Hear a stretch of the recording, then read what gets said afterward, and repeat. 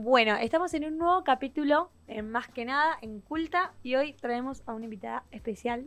Me encantaría que te presentes. Buenísimo, gracias principalmente por la invitación. Mi nombre es Nadia Belén de Pascuale D'Amico y soy licenciada en psicopedagogía. ¿Hace cuánto que te dedicas a lo que Aproximadamente 2016-2017 que me recibí y empecé a trabajar en distintos lugares y ahora me dedico especialmente a la clínica psicopedagógica. Bueno, estamos acá un poco para hablar de las infancias, el aprendizaje, cómo se vincula eso con la adolescencia, pero no quería dejar de preguntarte si todas las infancias son iguales. Es interesante esto que preguntás porque justamente en el espacio del consultorio todo el tiempo nos estamos encontrando con niñas, con niños, adolescencias que tienen realidades totalmente distintas. Entonces, si tendría que responder, diría que no y que de alguna forma desde mi trabajo y en el trabajo con mis compañeras tratamos de rescatar y revalorizar todas esas diferencias que aparecen, ¿no? Sí, y ponele, cuando hablamos de diferencias, ¿de qué diferencias hablamos? Diferencias en relación a la personalidad, a la realidad familiar, a las formas de aprender, a las formas de transitar un espacio escolar. Bueno, múltiples diferencias que se ponen en juego ahí y que también nos sirven de material para trabajar, ¿no?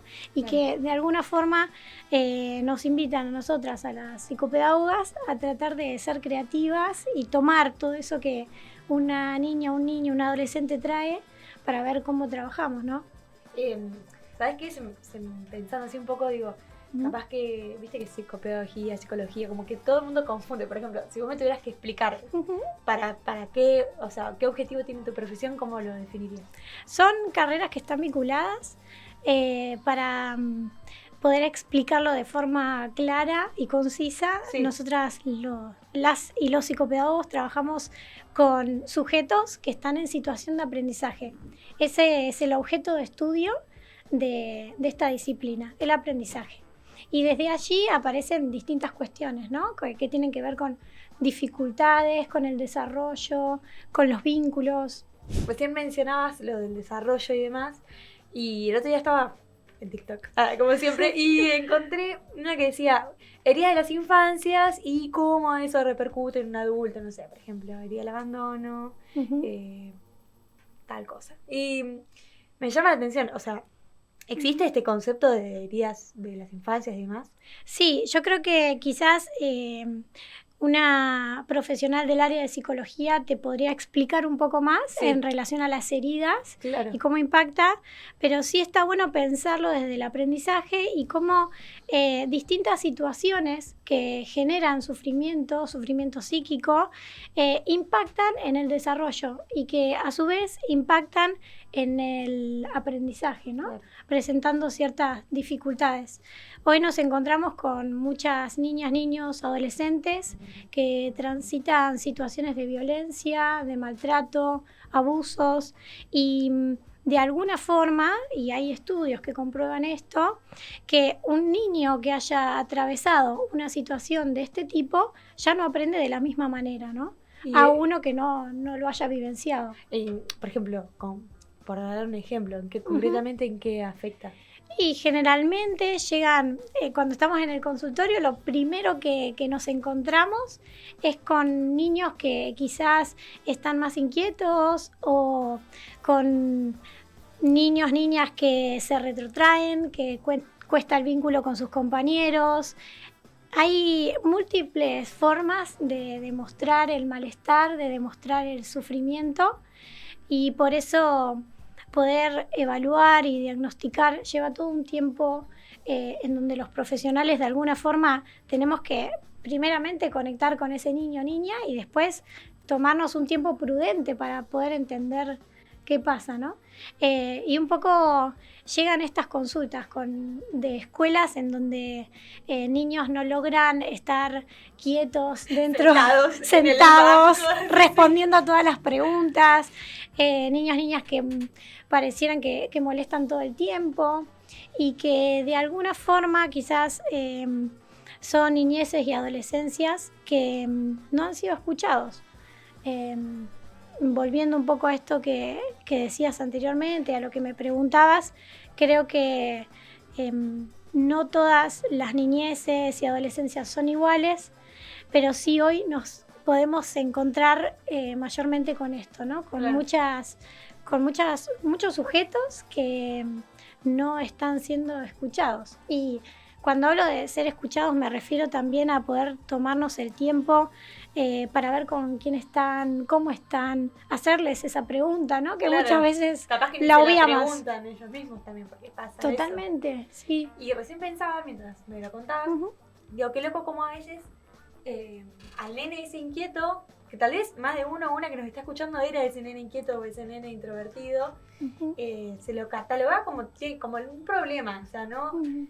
Como que es el molesto del curso, o es la tímida del curso, y atrás de eso hay Sí. un montón de cosas.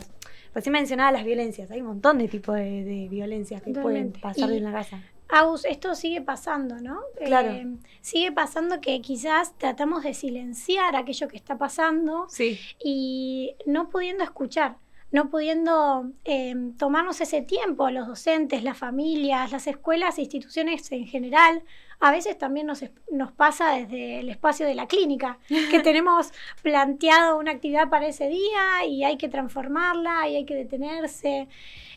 Creo que es un ejercicio que es necesario como rescatar. A mí esta palabra me encanta porque justamente los adolescentes o en algún momento nos decimos, che, rescatate. Sí, sí. Es como rescatar la escucha. Qué simbólico, ¿no? Sí, Sí, genial. porque quedamos un poco atrapados en el día a día, en lo que hay que resolver, familias que trabajan muchísimas horas y no tenemos este momento para encontrarnos, escucharnos. Bueno, ¿iba por ahí? Sí, sí. No, Bien. pero además, o sea, es como que trato siempre. Yo siempre fui fiel crítica de mis viejos, viste, en la adolescencia, esa cebada de qué cosa. Después lo vas entendiendo un poquito más. Y es como un equilibrio, ¿no? Entre el niño que no es escuchado por ahí, qué sé yo. Y capaz que el adulto que no tiene herramientas para afrontar eso. Por ahí, o sea, ¿cómo crees que de una mirada adulta o joven, qué sé yo, tenés 20 y tenés un hermanito de 7, ¿cómo hacer para escuchar? En ese caso pienso que está buenísimo, si tenés 20, 21, ser quizás un puente, ¿no? Entre este niño y los adultos. No digo todo el tiempo, pero poder... No, porque capaz que te responsabilizás de algo que seguramente. no. Sí.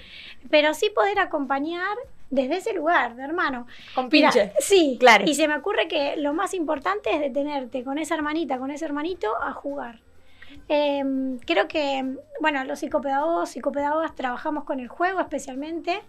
En el juego de alguna forma nos expresan cómo están, qué les interesa, se ponen muchas cosas en juego en el juego. Y como hermano o como hermana es como el pedido por excelencia que les haría, ¿no? De disponernos a jugar. Lo mismo a las familias, poder disponer un tiempito de cada día a encontrarnos jugando. Muchas veces en el consultorio con las madres, los padres, los adultos responsables, charlamos esto, ¿no? De que quizás el juego está bueno que sea un momento que se disfrute y que no siempre llegamos... No se peleen. Claro. Bueno, igual si aparece se resolverá el conflicto.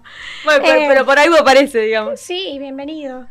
Pero me parece importante ahí que como adultos responsables, como hermanos mayores quizás, poder evaluar de antemano qué disponibilidad tenemos para jugar. Como poder llegar a ese momento con toda la atención, con toda la energía, porque quizás esto también tiene que ver un poco con los conflictos que antes pasaban, ¿no? Y esto que decís de los problemas que aparecen en el aula, estamos acostumbrados a no mirarnos a los ojos, a agarrar el celular, a no detenernos en ese momento que es único y en donde aparece la escucha y la mirada, que es fundamental. Qué loco, ¿no? La mirada. Yo, algo que me vuelve loca es cuando pero me saca, le estoy hablando a alguien y está mirando el celular. Claro, porque pasa eso que decís, es como una desconexión. Vos estás intentando conectar con la otra persona y no podés. Claro. Pero también hay gente que no puede sostener la mirada. Seguramente. Sí, que podemos pensar en esta mirada desde otro lugar, ¿no? Saber que quizás yo no te estoy mirando, pero sí te estoy escuchando. Y Claro, estoy por eso conectando digo. con vos en este momento. Eh, Esa conexión que a veces quizás pareciera hasta mágica, ¿no? Eso que se produce cuando estamos disfrutando de un juego, cuando estás charlando con otro. Sí, capaz que no estás mirando directamente a los ojos, pero ahí Exacto. te sentís escuchado. Y que hay maneras de conectar. Pensaba en esto que decías recién.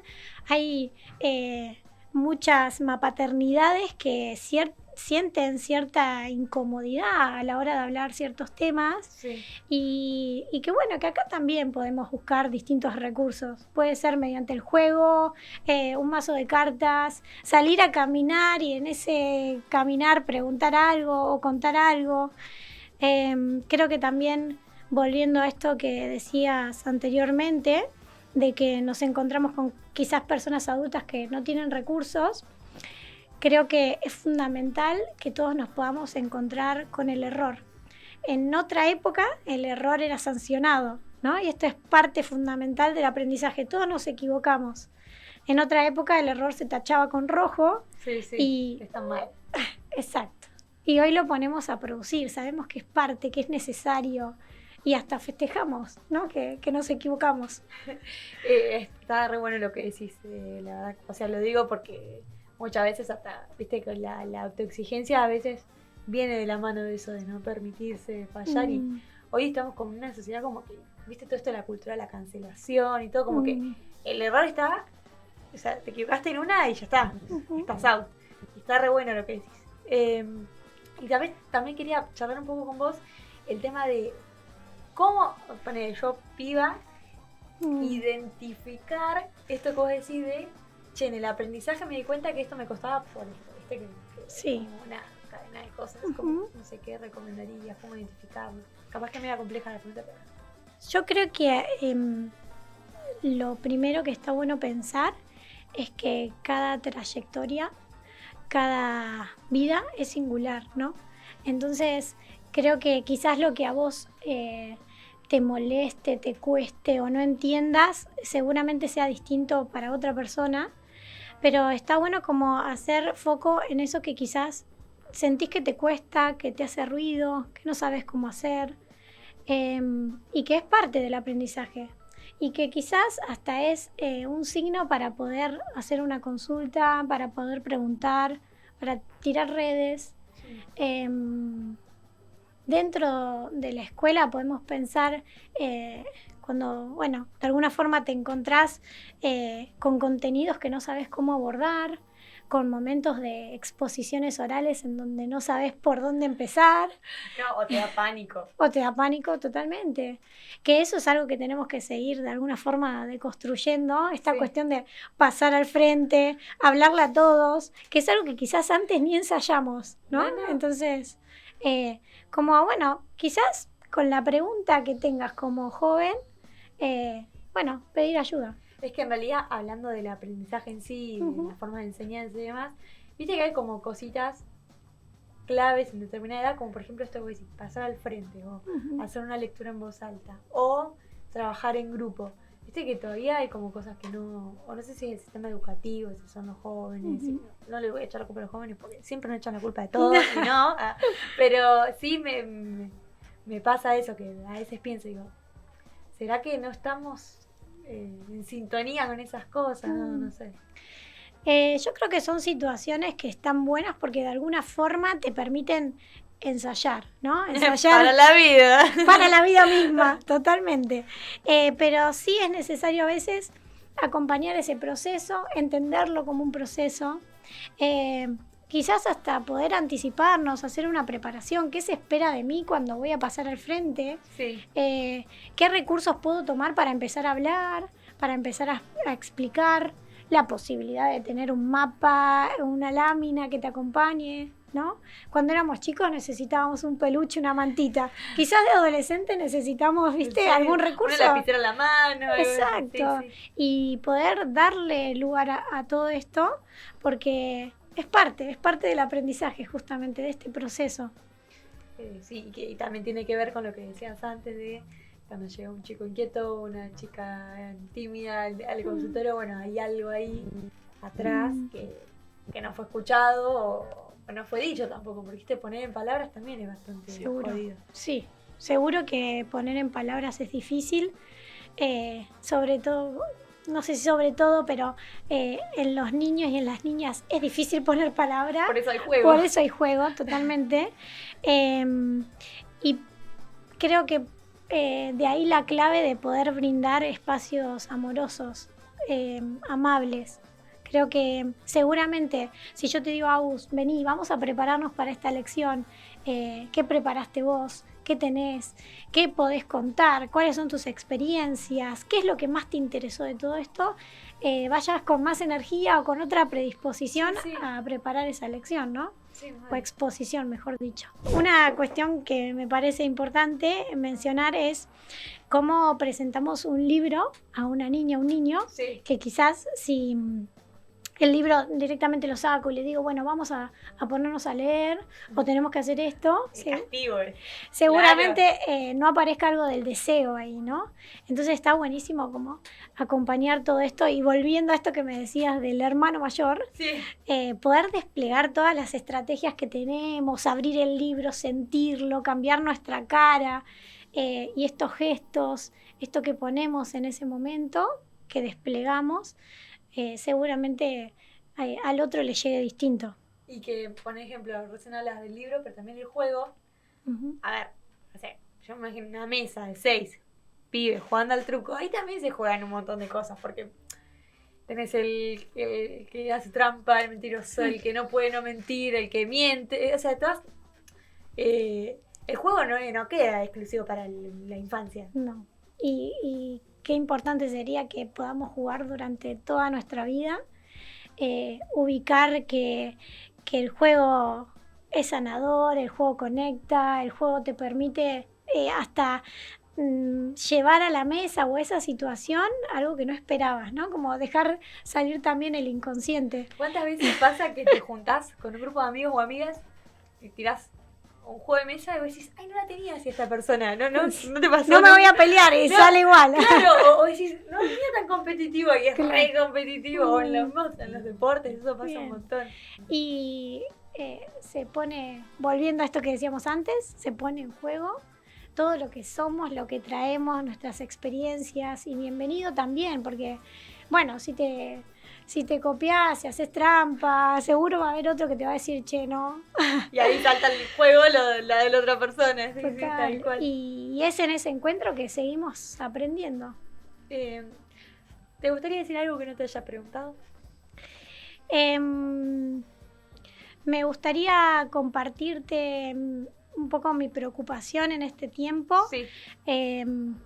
Por ciertas etiquetas que empiezan a circular y modos de nombrar que quizás de alguna forma no tienen en cuenta esto que decíamos antes, ¿no? De poder detenernos a escuchar, a acompañar, de tomarnos el tiempo que se necesita y de entender que muchos niñas, niños y adolescentes están en una construcción, ¿no? Como todos en realidad. Claro. Pero que es un tiempo clave en donde se van transitando distintas problemáticas, distintas experiencias que como profesionales de la educación, de la salud, necesitamos escuchar y tratar de no estigmatizar, de no etiquetar. Cuando hablas de etiquetas, ¿como cuáles? Por ejemplo, como etiquetas más comunes, como sos re desatenta, hiperactiva. Ay, un diagnóstico bárbaro ahí. O como estos diagnósticos que son médicos y que de alguna forma, requieren de un proceso interesante y que a veces tienden a limitar todo este desarrollo, todo este devenir. O potencial que puede tener una persona. Sí, tal cual. Y, sí, a veces la que es la hiperactiva del curso, o no, qué sé yo, en realidad es como que la baja. La tratamos de aplacar. Claro, sí, es muy loco. Y está bueno darle lugar a eso y poder preguntarnos qué está pasando, qué necesita o en qué te puedo ayudar, que quizás es una pregunta que nos cuesta un poco, poder ofrecer nuestra ayuda. También me gustaría invitar a quienes estén escuchando a desnaturalizar aquellas prácticas que son violentas, que quizás bueno, esto justamente estamos acostumbrados y que está bueno revisar nuestra propia historia, poder ponernos a charlar con amigas, amigos, amigues, lo que tenemos adentro, lo que incomoda, lo que hacemos, lo que nos decimos y de ahí poder tener prácticas más amables. Por favor. Por favor. Lo digo también para mí, ¿no? Es como... va y viene, va y viene. Sí, ahí. Gracias por tu tiempo y por el espacio. Gracias a ustedes me gustó por la mucho. invitación. Un placer.